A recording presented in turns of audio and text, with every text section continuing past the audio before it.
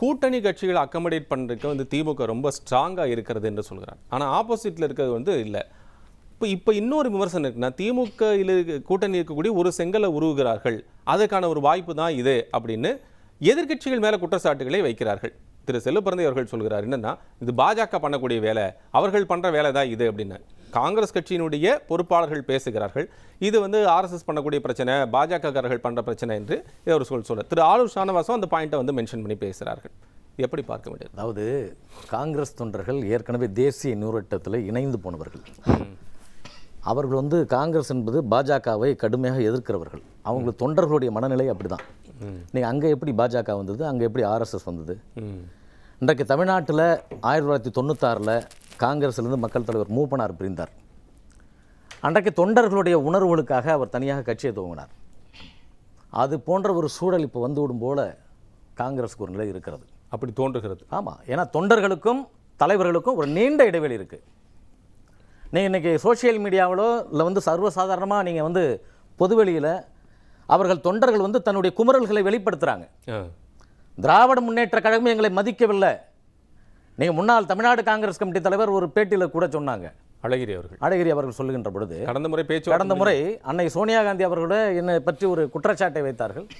நான் நேரடியாக போய் சொன்னேன், உள்ளாட்சி தேர்தலில் ஒரு ஒன்றிய கவுன்சிலர் சேர்மனுக்கு கூட நீங்கள் சரியான முறையில் இவர்கள் இடம் தரவில்லை என்று நான் சொன்னேன் என்று அந்த குற்றச்சாட்டை பதிவு செய்தார். ஆகவே நீங்கள் உள்ளாட்சி தேர்தலில் ஒரு மிகப்பெரிய பின்விளைவு காங்கிரஸுக்கு. நீங்கள் ஆகவே தொண்டர்கள் எல்லாமே அப்படியே புடுங்கிக்கிட்டு இருக்காங்க, மனக்குமுறலாக இருக்குது. 30 வருடம் கழித்து மக்கள் தலைவர் மூப்பனார் எப்படி காங்கிரஸில் தமிழ் மாநில காங்கிரஸ் உருவாக்கினாரோ 96, இப்போ 2026 அந்த மாதிரி சூழல் 100% வருவதற்கான வாய்ப்பாகவும் தெரிகிறது. ஏன்னா திருச்சி வேலுசாமி பேசுறது, அதே போல் பிரவீன் சக்கரவர்த்தி ராகுல் காந்தி அவர்களுடைய நெருங்கிய அரசியல் ஆலோசகராக இருக்கிற அவர் பேசுறது. இன்னும் சொல்ல போனீங்கன்னா கிரீஷ் சோடங்கர் வந்து முத 117க்கு 117 தான் பேசினார் ஒரு 3 மாதத்துக்கு முன்பாக.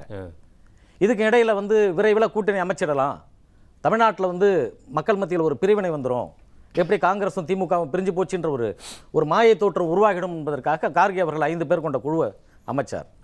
அதில் கிரீஷ் சோடங்க தான் தலைவர் அவர்கள். அப்புறம் ஹெக்டே அவர்கள் போனாங்க, செல்வப்பிரந்தை போனாங்க, முதலமைச்சர் அவர்களை பார்த்தாங்க. முதலமைச்சரை பார்த்து எங்களுக்கு 70 தொகுதி கொடுங்க ஃபைனலான்னு சொல்லிட்டு வந்தாங்க.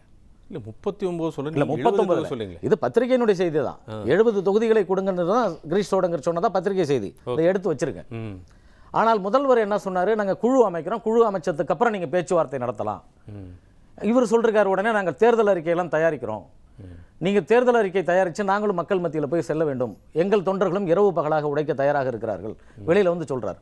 ஆகவே தான் எங்களுக்கு ஆட்சியிலும் பங்கு வேண்டும், தொகுதியிலும் அதிக இடஒதுக்கீடு வேண்டும் என்று கிரீஷ் சோடங்கர் அவர்கள் சொன்னார்கள். இது ஒரு புறம் இருக்கு.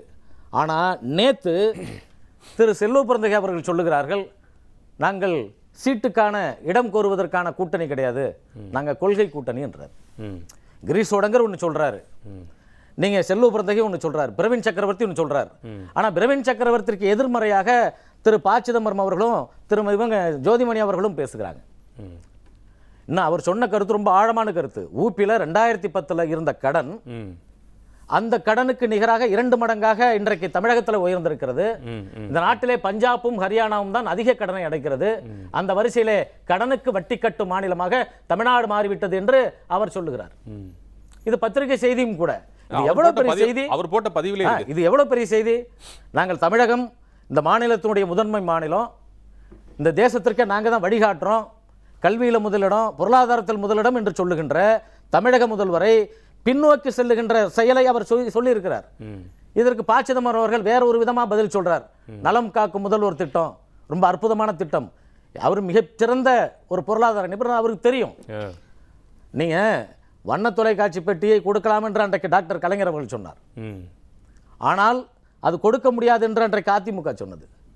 அதை கொடுப்பதற்கான சூழ்நிலை இருக்கும் என்றது ப. சிதம்பரம் சொன்னார். ஏன்னா அவர் பினான்ஸ் மினிஸ்டர், அவருக்கு நிதிநிலை எல்லா இதுவும் தெரியும். ஆனால் பிரவீன் சக்கரவர்த்தி சொன்னதற்கு நேரடியாக சொல்லாமல் நலன் காக்கும் திட்டத்தை முதல்வர் அவர்கள் செய்கிறார், ஆகவே பாராட்டுக்குரியது. நீங்க அப்படின்னா ப. சிதம்பரம் அவர்கள் என்ன சொல்றீங்களோ, ஊப்பியில கடன் அதிகமாக இருக்குன்னு சொல்லி பிரவீன் சக்கரவர்த்தி சொல்றார், அது உண்மையா இல்லையா? அவர் தான் தரவுகளின் அடிப்படையில் சொல்லுவார்ல, ஏன் தரவுகளின் அடிப்படையில் சொல்லல? மறைமுகமாக நீங்க அவங்க திமுகவை தலைவர்கள் தூக்கி பிடிக்கிறாங்க, தொண்டர்கள் தூக்கி பிடிக்கல. ஆகவே தொண்டர்களுக்கு ஒரு மிகப்பெரிய தூரம் இருக்கு. நீங்க கூட்டணியே சேர்ந்தாலும் நான் அடிச்சு சொல்றேன், காங்கிரஸ்காரங்க திமுகவுக்கு வாக்கு போட மாட்டாங்க. எதை வைத்து அந்த முடிவு கூறுறீங்க? சார் அந்த பிரிவு இருக்கு சார், அந்த வேதனை தொண்டர்களுக்கு இருக்கு. நீங்க களத்துல போய் பார்க்கக்குள்ள தெரியும். ஒரு காலகட்டத்தில் அண்ணா இந்திரா காந்தி அவர்களும் கலைஞர் அவர்களும் 117 நிக்கக்குள்ள ஏன் தோற்றாங்க? இதே சூழல் தான். நீங்க தொண்டர்கள் என்ற ஒரு இணைப்பு இருக்கணும். நீங்க தேர்தல் களத்துல வாக்காளர்களை போய் சந்திக்கின்ற பொழுது இந்த தலைவர்களும் அந்த தலைவர்களும் ஒரு இணைப்பு இருக்கணும். அந்த இணைப்பு இல்ல. நீங்க 5 பேரும் போய் சந்திச்சுட்டு வராங்க. இந்தியா கூட்டணி ஒருமித்த கருத்தோடு ஒரே கொள்கையோடு நாங்கள் வலுவாக இருக்கிறோம்னு திரு செல்வ பிறந்தகம் சொல்கிறார். முதலமைச்சர் திரு மு க ஸ்டாலின் அவர்களும் சொல்கிறார்கள். மற்ற கூட்டணி கட்சி தலைவர்களும் சொல்றாரு. விசிக தலைவர் திருமாவளவன் அவர்களும் சொல்கிறார்கள். அப்ப என்ன பிரச்சனை அங்க உருவாயிருக்குன்னு நினைக்கிறீங்க? இவங்க 2 பேர் தானே சொல்றாங்க. தமிழ்நாடு காங்கிரஸ் கமிட்டி தலைவர் சொல்றார், தமிழகத்துடைய முதலமைச்சர் சொல்றார். ஏன் அந்த கட்சியில அதிகப்படியான நிலையில் இருக்கக்கூடிய பிரவீன் சக்கரவர்த்திக்கு ஏன் எதிர்ப்பு தெரிவிக்கல? புகார் தெரிவித்து வந்து விட்டேன் என்று சொல்றார். அவர் மேல ஆக்ஷன் எடுக்க சொல்றாரு. இல்ல, ஆக்ஷன் ஏன் எடுத்துட வேண்டியதானே, உடனடியாக எடுக்க வேண்டியதானே. இதை விட என்ன வேலை சார்? ஒரு கட்சி இன்னும் 2-3 மாசத்துல உங்களுக்கு தேர்தல் வரப்போகுது, ஏப்ரல்ல அறிவிக்க போறாங்க. உங்களுடைய நிலைப்பாட்டை மாற்றி மாற்றி பேசுகிறார்களே, சீக்கிரம் விரைவில் நடவடிக்கை எடுத்துட வேண்டியதானே. நீங்க பிரவீன் சக்கரவர்த்தியை குறைஞ்சபட்சம் சஸ்பெண்ட் பண்ண வேண்டியதானே. நீங்க ஜோதிமணி சொல்றாங்க இந்த மாதிரி நிலைப்பாடெல்லாம் இங்க கிடையாது, ஊபி மாதிரி கிடையாது, தமிழ்நாடு புல்டோசர் உள்ள நாடு கிடையாதுன்னு சொல்றாங்க. அப்ப நான் என்ன சொல்றேன், அவங்க தான் அங்க நெருங்கிய தொடர்பு வைத்திருக்காங்கல்ல, தலைமையில் நெருங்கிய தொடர்பு இருக்குல்ல, உடனடியாக நடவடிக்கை எடுக்க வேண்டியதானே. நீங்க நடவடிக்கை எடுக்காமல் பிரவீன் சக்கரவர்த்தியை ஒரு நிமிடம் களமாடுவதற்கு காரணம் அவர்கள் விஜயோடு தெளிவாக இருக்கிறார். இல்லை சார், ஏற்கனவே திரு விஜய் அவர்களை சந்தித்து வந்ததை கூட நாங்கள் இட்லி சாப்பிட்டோம், சாம்பார் சாப்பிட்டோம் அப்படின்னு சொல்லி அப்படித்தானே சொன்னார். நான் இது வந்து ஒரு முக்கியமான விஷயமே கிடையாது, யார் வேணா போய் பார்த்து பேசிட்டு வரலாம், சந்திச்சுட்டு வரலாம் அப்படிங்கிற ஒரு டெமோக்ராட்டிக் பாயிண்ட் ஆஃப் வியூங்கிறது ஒவ்வொருத்தர் சொல்றதுக்கான ஒரு வாய்ப்புகள் இருக்கத்தானே செய்யறது. அதுல வந்து அரசியல் களத்தில் இதெல்லாம் ஏற்றுக்க முடியுமா? நான் சும்மா போய் அவர் வீட்டில் எனக்கு சாம்பார் கொடுத்தாரு, இட்லி கொடுத்தாரு, நான் சாப்பிட்டு வந்தேன்னு சொல்ல முடியுமா? ஒரு இயக்கத்தின் தலைவர், அதுவும் வந்து மதிப்புக்குரிய தலைவர், அது வந்து ஒரு பொறுப்புள்ள தலைவர், அவர் போய் இன்னொரு தலைவரை பார்த்துக்கிறாருன்னு சொன்னால் அவர் தேர்தல் இல்லாத வேறு என்னத்தை பற்றி பேசுவார்? அவர் என்ன நடிகரா? இன்னொரு நடிகரை பார்த்து சந்திப்பதற்கு இல்லைங்க இந்த படம் நடிச்சிங்க, இது அழகாக இருந்தது, இந்த படத்தினுடைய ஷூட்டிங் இப்படி இருந்ததுன்னு பேசுறதுக்கு இவர் ஒரு அரசியல்வாதி, இவர் ஒரு அரசியல் கட்சியை துவங்கி இருக்கிறார். பார்க்குறாங்க, ஏற்கனவே முடிவான மாதிரி இன்னைக்கு கூட தினமலர் பத்திரிகையில் போட்டிருக்காங்க, 50 தொகுதிகள் இடஒதுக்கீடு கொடுக்கப்படும் யாருக்கும் இல்ல விஜய்க்கே சொல்றேன், துணை முதல்வர் கொடுக்கப்படும் சொல்றாங்க, 8 அமைச்சர்கள் கொடுக்கப்படும் சொல்றாங்க. எந்த கூட்டணியில? தாவேகாவும் காங்கிரசும் அப்படி சொல்றீங்க. ஓ, இவர்கள் இருவரும் சரி, ஓகே. நீங்க திமுகவிலிருந்து வெளியில வந்து தாவேகாவும் காங்கிரசும் கூட்டணி சேர்க்கின்ற பொழுது 70 தொகுதிகளும், அதாவது ஒரு துணை முதல்வர், 8 அமைச்சர்கள், கிட்டத்தட்ட 2000 அடுத்த பாராளுமன்ற தேர்தல் வருகின்ற பொழுது 25 நாடாளுமன்ற தொகுதிகளை அவர் தாவேகா கொடுப்பதாக சொல்லியிருப்பதாக செய்தி வந்திருக்கிறது. ஃபியூச்சரிஸ்டிக் ஆம்பிஷன் வேணும் இல்லை சார்? நான் என்ன கேட்கிறேன், 2029 மீண்டும் வந்து காங்கிரஸ் கட்சி நாடாளுமன்ற தேர்தலில் நிக்கத்தானே வேணும். அப்ப நிற்கும் போது அவர்களுக்கான பலம் வேணுங்கிறது. இப்ப ஏற்கனவே இவர் இருக்கக்கூடிய 10 எம்பிக்களும் திமுகவுடைய நிலைப்பாட்டில் இருக்கக்கூடியவர்கள் தானே, திமுகவிலிருந்து சென்ற அந்த கூட்டணியில் சென்றவர்கள் தானே. அப்படி இருக்கும்போது எப்படி அவர்கள் வந்து மாறுதலான ஒரு நிலைப்பாடு எடுப்பதற்கான வாய்ப்புகள் இருக்குன்னு நீங்க சொல்றீங்க? சார், மாறுதலான நிலைப்பாடு சார், நாடாளுமன்ற தேர்தல் வேற, நாடாளுமன்ற உறுப்பினர்களுடைய கொள்கை வேற. அது வந்து நீங்க நாடாளுமன்றத்தினுடைய களத்திற்கு அவர்கள் வந்து பாஜகவை எதிர்ப்பதற்கு அது வேற. ஆனா இல்ல, நான் என்ன சொல்ல, இல்ல நீங்க 2026 தேர்தலில் நீங்கள் சொல்வது போல அல்லது பத்திரிகை செய்தி போல தாவேகா கூட்டணியை ஒருவேளை அவர்கள் சென்றால் 2029 நாடாளுமன்ற தேர்தலுக்கு திமுகவுடன் செல்வதற்கான வாய்ப்பா? இல்ல, தாவேகாவோடு சேர்ந்தா 25 தொகுதி தாவேகா காங்கிரசுக்கு கொடுப்பதாக தான் பேசியிருக்காங்க. அந்த செய்தியும் தான் வந்திருக்கு. நாடாளுமன்ற தொகுதி இல்ல, அது அடுத்து வரக்கூடிய நாடாளுமன்ற தொகுதியில் தாவேகா கொடுப்பதா பத்திரிகை செய்தி தான் வந்திருக்கு. சார், இன்னொன்று, இது எல்லாமே வந்து யூகம்னு சொல்ல முடியாது. செய்திகள் வந்து நெருப்பு இல்லாமல் புகையாது. ஒரு நெருப்பு இருந்தால் தானே புகை வரும். நெருப்பு இல்லாமல் பத்திரிகையினுடைய செய்திகள் வருமா? ஆகவே இது ஒரு புறம், அது ஒரு புறம் பேசிக்கிட்டு இருக்காங்க. ஆகவே இன்னொரு புறம் சொல்ல போனீங்கன்னா, காங்கிரஸ் கீழே இருக்கக்கூடிய தொண்டர்கள் எல்லாமே பெரும்பான்மையாக விஜய் கட்சியை எதிர்க்கிறாங்க, ஆதரிக்கிறாங்க, தாவேகாவை ஆதரிக்கிறாங்க. அங்க போனா நமக்கு அதிக இடம் கொடுக்கும், அதிக நமக்கு தொகுதியில வந்து கிட்டத்தட்ட பாத்தீங்கன்னா ஆட்சியில் அதிகாரம் கிடைக்கும், துணை முதல்வர் கிடைக்கும், நம்முடைய கட்சியை பலப்படுத்துவதற்கான சூழல் வரும் என்று அவர்கள் நினைக்கிறார்கள். ஏன் இன்னும் சொல்ல போனா கேசி வேணுகோபால் அவர்கள் அகில இந்திய பொதுச் செயலாளர் விரும்புகிறாராம். அதுவும் ஒரு செய்தி. ஏனென்றால் விஜயினுடைய வாக்கு கேரளாவில் அதிகம், பாண்டிச்சேரியில் அதிகம், ஆந்திராவில் கொஞ்சம் இருக்குன்னு சொல்றாங்க. ஆகவே நீங்க திமுகவை நம்பி தமிழகத்தில் மட்டும் நம் தலையை அடகு வைக்க வேண்டாம். நீங்க விஜயை நம்பினா கேரளாவினுடைய வாக்கு வங்கி இருக்கு, விஜயால் நமக்கு அங்க வரும் வாக்கு. பாண்டிச்சேரி நாம் முழுமையாக கையில் எடுத்துக்கலாம். அடுத்து பாத்தீங்கன்னா நீங்க ஆந்திராவில் எங்களுடைய வாக்கு வங்கி இருக்குன்றத விரும்புறாங்க. இப்ப அதற்கான சூழலும் கேசி வேணுகோபால் விரும்பியதாக அந்த செய்தியும் வந்திருக்கு. காங்கிரசுடைய நிலைப்பாடு தமிழ்வேந்தன் சொன்னாரு என்னன்னா, நீங்க திமுக கூட்டணிக்குள்ள சில பிரச்சனைகள் இருக்குங்கிறது எல்லா கூட்டணிக்குள்ள இருக்கிற மாதிரி தான். நீங்கள் வந்து எண்ணிக்கை ஒரு 40 கேட்கக்கூடிய சூழ்நிலையில் ஒரு 25 கொடுப்பதற்கான வாய்ப்புகள் இருக்கிறது என்று ஒரு அகாமடேட்டிவ் பாலிசிக்குள்ள தானே எல்லாரும் வந்து உள்ள வந்து உட்கார முடியும். சில பிரச்சனைகள் வந்து கடந்து போக முடியாது. இது ரொம்ப ஆழமான பிரச்சனைன்றதுனால தான் இது வரைக்கும் அது விசுவரூபம் எடுத்துட்டு இருக்கு. கொஞ்சம் கொஞ்சமாக துவங்கியது 117க்கு 117 ஆரம்பிச்சு இப்போ 70 வந்து இவருடைய நிலைப்பாட்டை சொல்லியிருக்காங்க. நீங்கள் கடைசி கட்டம் நம்ம ஒன்று கூட சொன்னோம், ஒவ்வொரு பாராளுமன்ற தொகுதிக்கு ஒவ்வொரு சட்டமன்ற உறுப்பினரை தொகுதி வாக்காளர்களை நீங்கள் வந்து இது வேட்பாளர்கள் வேண்டும் என்று சொல்றாங்க, தொகுதி ஒதுக்குங்கன்னு சொல்றாங்க. இந்த நிலைப்பாட்டில் அவர்கள் மாறுகின்ற பொழுது கண்டிப்பாக காங்கிரஸ் தாவேகா பக்கம் போகும். ஒருவேளை திமுக பக்கம் காங்கிரஸ் போனா தொண்டர்கள் வாக்களிக்க மாட்டாங்க, கீழே இருக்கிறவங்க இணைய மாட்டாங்க. 96 மாதிரி ஒரு சூழல் உருவாகிடும். அப்படி ஒரு ஸ்கோப் இருக்குன்னு நினைக்கிறீங்களா நீங்க? நார்த் சென்னையில அந்த இவர் ஒரு MS திரவியம் என்கின்ற ஒரு மாவட்ட தலைவர் வந்து கடுமையாக வந்து குரல் கொடுத்திருக்கார். என்ன கொடுத்திருக்கார்? காங்கிரஸ் கட்சி தொடங்கப்பட்ட நாளான நேற்று திரவியம் தலைமையில் காமராஜர் இந்திரா சிலைக்கு முன்பு ஆட்சியில் பங்கு தரும் கூட்டணியில் காங்கிரஸ் இடம்பெறும் வேண்டும் என்று கோஷம் எழுப்பியிருக்காங்க. Okay okay. இல்ல அவரு இல்ல நிறைய பேர் நம்ம வந்து இது வந்து நான் சொல்றது ஒரு சாம்பிள். இப்ப நம்ம ரங்கராஜன் மோகன் குமார் அவர்கள் கூட இந்த ஆலு ஷானவாஸ் அவர்கள் போட்டதுக்கு ஒரு ஃபேஸ்புக் பதிவு கூட போட்டிருந்தாரு, நம்ம பார்க்க முடியுது. இது போல தொடர்ச்சியாக ஒரு அந்த அவரும் காங்கிரஸ் கட்சியுடைய ஒரு முக்கிய நிர்வாகி நம்ம அறிய முடிகிறார். அவரும் தொடர்ச்சியாக இதே பதிவை தான் போட்டுக்கொண்டே வந்து கொண்டே இருக்கிறது பார்க்கின்றோம். அப்போ இதுல காங்கிரஸ் கட்சியுடைய நிர்வாகிகள், நான் அதுதான் முதல்ல கேட்டேன், நீங்கள் ஒருபுறம் பிள்ளையையும் கிள்ளி விட்டு தொட்டிலையும் ஆட்டுகிறீர்களா? அதுதான் அவர் கேட்கிறாரு. நீங்க வந்து இப்படி நீங்க செய்யறதுக்கான ஸ்கோப் என்ன? நீங்க அவர் தெரியாம எப்படி அது பண்ண முடியும்? மூத்த தலைவர்கள் மட்டுமே சார், மூத்த தலைவர்கள் மட்டுமே திமுகவை தாங்கி பிடிக்கிறாங்க. இரண்டாம் கட்ட தலைவர்கள் வந்து தொண்டர்கள் வரை திமுகவை விரும்புகிறார்கள். ஆனால் திரு ப. சிதம்பரம் அவர்கள் நீங்கள் சொன்னதை போல ப. சிதம்பரம் அவர்கள் ரொம்ப கிளியரா சொல்லிட்டாங்க, நாங்கள் மேலிட பொறுப்பாளர்கள் இந்த சொல்லியிருக்கிறார், ஐவர் குழு அமைந்திருக்கிறது, ஹை கமெண்ட் என்ன சொல்லுகிறதோ அதுதான் எங்க ஸ்டாண்ட், நாங்கள் திமுக கூட்டணியில் ரொம்ப இன்டாக்டா இருக்கும், அதுதான் இங்க தேர்தல் நிலைப்பாடு. ஐவர் குழு போய் சந்திச்சதை முதலமைச்சர் சொல்லிட்டாரு. RS பாரதி என்ன சொல்றாரு? அவங்க வந்து உண்மையிலே தொகுதி பங்கீடுக்காக பேசணும்னு சொல்லிட்டு இந்த ஐவர் குழு மரியாதை நிமித்தமா போய் பாக்குறாங்க. என்ன சொன்னார்? மரியாதை நிமித்தமாக சொன்னார். மரியாதை நிமித்தமாக சொன்னார், மரியாதை நிமித்தமாக போனாருன்னு சொல்றாங்க இல்லைங்களா? ஆனா அவங்க அவர்கிட்ட சொன்னது வந்து நாங்களும் ஒரு குழு அமைப்போம், இந்த குழு உங்களோட பேசும் தான் சொன்னாங்க.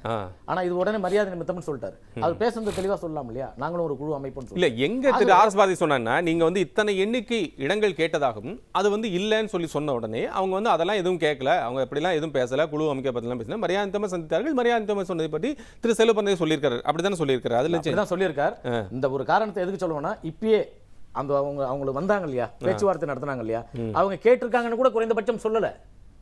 அது சொல்றது கூட சொல்லல. குழு வந்து முதலமைச்சர் இதற்காக தான் சந்திச்சிருக்காங்க. ஏன்னா அவங்களும் தேர்தல் அறிக்கை தயாரிக்கிறாங்க. திமுகவும் கனிமொழி அம்மா அவர்கள் தலைமையில தேர்தல் அறிக்கை தயாரிக்கிறாங்க. கிரீஷ் சோடங்கர் சொல்றாரு, தேர்தல் அறிக்கை நாங்கள் தயாரிப்பது எதற்கான, மக்களுக்கான நீங்க வந்து செயல் திட்டம் நிறைவேற்றுவதற்கு நாங்கள் இணைந்து செயல்பட வேண்டும். ஆகவே எங்களுக்கும் அந்த ஆட்சியில் அதிகாரம் வேண்டும் என்று சொல்லியிருக்காங்க. அதையெல்லாம் மறைத்து விட்டு மரியாதை நிமித்தமாக என்று சொல்லுகிறார். ஆகவே இதுல மிகப்பெரிய முரண்பாடு இருக்கு. இந்த முரண்பாடின் ஒட்டுமொத்த உருவம் நீங்க விரைவில் தெரிஞ்சிடும். அது என்ன முரண்பாடுகள் ஒட்டுமொத்தமாக நம்ம அதை இப்பதான் அப்படி பார்க்க வேண்டியிருக்கு. ஏன்னா நிறைவா இப்போ அஃபிஷியல் கமெண்ட்னு ஒரு பாலன்னு சொல்லிட்டு இருந்தாங்க. அஃபிஷியல் கமெண்ட் தான் சொன்னது யாரு? பொறுப்பாளர் கிரீஷ் சோடங்கர். எனக்கு ஆட்சியில் அதிகாரத்தில் வேணும், அதிக தொகுதிகள் வேணும், திமுக கொடுக்குமா? அப்படி கொடுக்காத பட்சத்தில் நீங்க என்ன முடிவு எடுப்பீங்க? ஒன்றும் ரொம்ப நீண்ட நாள்லாம் இல்லை, 2 மாசத்துல தெரிஞ்சிடும். நீங்க கேட்குறீங்க, கேட்குற தொகுதியை அவங்க கொடுக்கணும். இது ஃபர்ஸ்ட் நிலைப்பாடு, முதல் நிலைப்பாடு. இரண்டாவது நிலைப்பாடு, நீங்க ஆட்சியில் அதிகாரம், ஆட்சியில் பங்கு, திமுக கொடுக்காவிட்டால் உங்கள் நிலை என்ன? அப்ப நீங்க வேற எங்க போக போறீங்க? அப்ப செல்வ பிறந்தகை சொல்ற மாதிரி நாங்க தொகுதிகளுக்கெல்லாம் அடிப்படையிலே நாங்கள் கூட்டணி கிடையாது, கொள்கை ரீதியிலே கூட்டணி என்று சொல்லிவிட்டு அமைதியாக இருப்பீர்களா? இந்த 2 பதில் தான். ஒன்னு ஆட்சியில் பங்கு கிரீஷ் சோடங்கர் சொல்றதா, இல்ல செல்வ பிறந்தகை சொல்றதா? இந்த 2 ஆப்ஷன்லயுமே வந்து தொண்டர்கள் குழப்பத்தில் இருக்காங்க. ஆகவே உங்களுடைய நிலைப்பாட்டை உறுதியாக தெரிவிக்கின்ற வரை அவர் குழப்பமில்லை என்று சொல்றாருல. ஹைகமாண்ட் சொல்றதை கூட தொண்டர்கள் அக்செப்ட் பண்ணிக்க மாட்டாங்களா? சார், தொண்டர்களுடைய நிலைப்பாடு இப்ப வேற ஒரு விதமா இருக்கு. நீங்க 96ல ஹைகமாண்ட் தான் சொன்னுச்சு. நாங்க இவ்வளவு வருஷமா 96ல ஹைகமாண்ட் தான் சொன்னுச்சு. நரசிம்மராவ் அவர்கள் பிரதமராக இருந்தார், அம்மை இந்திரா இவங்க ஜெயலலிதா அம்மையார் அவர்கள் இங்க முதலமைச்சராக இருந்தாங்க. 96ல கூட்டணி அமையணுன்றது ஹைகமாண்ட் போச்சு. ஆனா தொண்டர்கள்லாம் வேற ஒரு நிலையில இருந்தாங்க. ஆகவே மக்கள் தலைவர் மூப்பனார் அவர்கள் டெல்லியிலிருந்து வந்த உடனே தனி கட்சியை துவங்கினாங்க. இன்னைக்கு ஆளுமைகளா இருக்கக்கூடிய ப. சிதம்பரம், அருணாச்சலம், SR பாலசுப்ரமணியம் உள்ளிட்டவங்க எல்லாம் இவரோட தான் இருந்தாங்க. அன்னைக்கு தொண்டர்கள் பெரும்பான்மை இல்ல 99.9% இவங்க தான் ஏத்துக்கிட்டாங்க. காங்கிரஸ் இங்கு 0 ஆகிவிட்டது. மீண்டும் காங்கிரசுக்கு நீங்க 2001 தொகுதியில அந்த உள்ஒதுக்கீட்டுல மக்கள் தலைவர் மூப்பனார் அவர்கள் அந்த இடத்தை கொடுத்து மீண்டும் காங்கிரஸை கொண்டு வந்தார். ஓகே. ஆகவே அந்த மாதிரி காங்கிரஸ் பூஜ்ஜியமாகிவிட்டது. அதற்கு காரணம் என்ன? தொடர்ந்து அவர்கள் மாநில தலைமையை அங்கீகரிக்கிறது இல்ல. ஒவ்வொரு மாநிலத்துக்கும் ஒரு தலைமை இருக்கணும். அந்த மாநில தலைமையே வேண்டாம். காமராஜரா தூக்கிடு, நிஜலிங்கப்பாவா தூக்கிடு, அடுத்து யாராவது மக்கள் தலைவர் மூப்பனாரா தூக்கிடு. அங்க யாராவது ஜாலரா அடிக்கிறவங்க தான் வேணும். நீங்க வட்டச்செயலர் ரேஞ்சில் இருக்கிறவங்களை போட்டுட்டு அவங்க மாநில தலைவர் ஆக்கிக்குவாங்க. நீங்க தனிப்பட்ட மாநில தலைவருடைய ஆளுமை இல்லை என்ற காரணத்தினால தான் காங்கிரஸ் அழிந்து போனது. கடைசி கட்டம் உங்களுக்கு வந்து நீங்க ஜெகன் மோகன் அவர்களை நீங்கள் இழந்தீங்க. உங்களுக்கு ஆந்திரா ஃபுல்லா கைவிட்டு போயிட்டது. நீங்க நாங்கள் மட்டும்தான் மன்னரா இருப்போம், நாங்கள் மட்டும்தான் இந்தியா முழுவதும் வலிமையை செலுத்துவோம், அதனுடைய நிலைப்பாடு தானே நாங்க கூட வெளியில வந்துட்டோம். சரி, நீங்க தலைவர் ஜி.கே. பிஜேபியோட எல்லாம் போயிட்டீங்க. நீங்க அப்ப நீங்க எங்களை அனுப்பிட்டீங்கன்னா நாங்க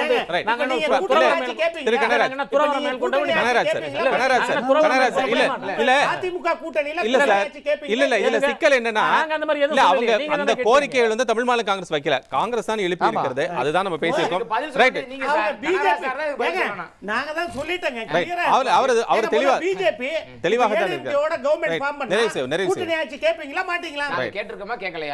கேப்பீங்களா மாட்டீங்களா? ஹை கமாண்ட் என்ன சொல்லிருக்கீங்க? ஹை கமாண்ட் சொல்றது நீங்க என்ன கேக்குறீங்க?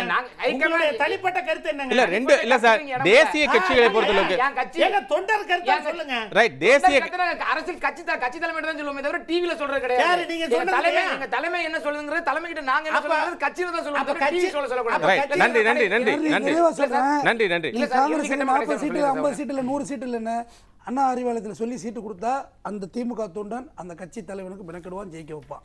அவ்வளவுதான் சார். அது திமுக தொண்டை, காங்கிரஸ் தொண்டை வேலை செய்வானாங்கிறதா அவருக்கு ரமேஷ் சார் அதான் கேக்குறாரு. கட்டுப்பட்டவர்கள் அவ்வளவு. ரைட், மத்த தொண்டரை பத்தி நமக்கு என்ன இருக்கு? என்னைக்கு நாங்க சீட்டு கொடுத்து வேலை பாடுற வேலை பார்ப்போம், அவ்வளவுதான். இல்ல என்னைக்கு காங்கிரஸ் தொண்டை வந்து தோண்டு போனானோ, என்னைக்கு தொண்டானா காங்கிரஸ் ஓட தலைவர்னு சொல்ல முடியும். இன்னைக்கு இந்தியாவோட தமிழகத்தோட தலைவர் காமராஜரை என்னைக்கு இன்னைக்கு திருச்சி சிவா வந்து அவ்வளவு அசிங்கமா கேவலமா பேசினதுக்கு அப்புறமும் நாங்க பாத்துக்கிறோம். நாங்க பாத்துக்கிறோம். நீங்க வந்து ஆடு நடைதல்ல இருக்க கூடாது. அது அவர் கட்சி சார்ந்திருக்கிற விஷயம். கட்சி சார்ந்திருக்கிற விஷயம். ஒட்டுமொத்த மக்களுக்கு தலைவர் உங்களுடைய காமராஜரை என்னைக்கு நீங்க கண்டிச்சதுக்கு வந்து கேவலமா கண்டிக்கலையோ அப்பவே உங்களோட கட்சி நிறைவு செய்வோம்.